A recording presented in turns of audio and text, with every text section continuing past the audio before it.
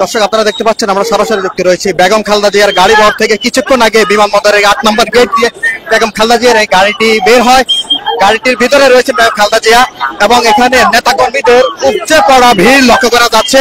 ঢাকা সহ বিভিন্ন প্রান্ত থেকে সকাল থেকেই এই নেতাকর্মীরা এসে ভিড় জমিয়েছেন এবং বেগম খালেদা জিয়াকে এক নজর দেখার জন্য নেতাকর্মীদের স্লোগান এবং আনন্দ উচ্ছ্বাস। তবে আইন শৃঙ্খলা বাহিনীর পরিস্থিতি বেশ, আইন শৃঙ্খলা বাহিনীর সদস্যরা হিমশিম খাচ্ছেন এই মানুষের ঢল সামলাতে গিয়ে।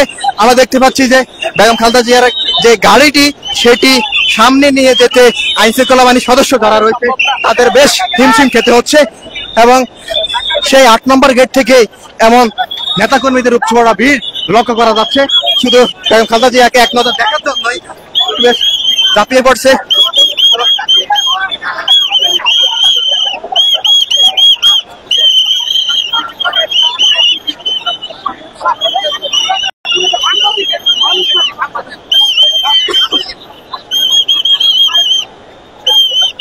আমরা দেখছি গাড়ি বহরটি যতই সামনে এগোচ্ছে ততই নেতাকর্মীদের ভিড় ঠেলে সামনে এগোচ্ছে।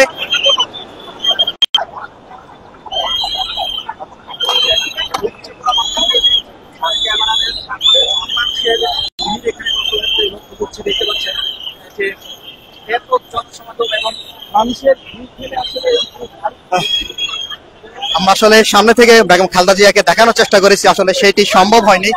কারণ পুরো দেশ এবং ঢাকা শহরের বিএনপি এবং অঙ্গ সংগঠনের যত নেতাকর্মী রয়েছে তারা বলা যায় যে ইতিমধ্যে বিমানবন্দর এরিয়া এবং বিমানবন্দর এরিয়ার পাশে তারা অবস্থান করছে। সকাল থেকেই ঢাকা শহরে যে ওনার বাসভবন ফিরোজার যে বাসভবন, সে বাসভবন যাওয়ার পথে যতটুকু রাস্তা আছে সব জায়গায় নেতাকর্মীদের উপচে পড়া ভিড় ঢল।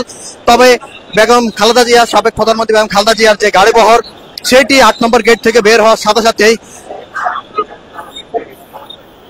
এই ঢলটি নামে।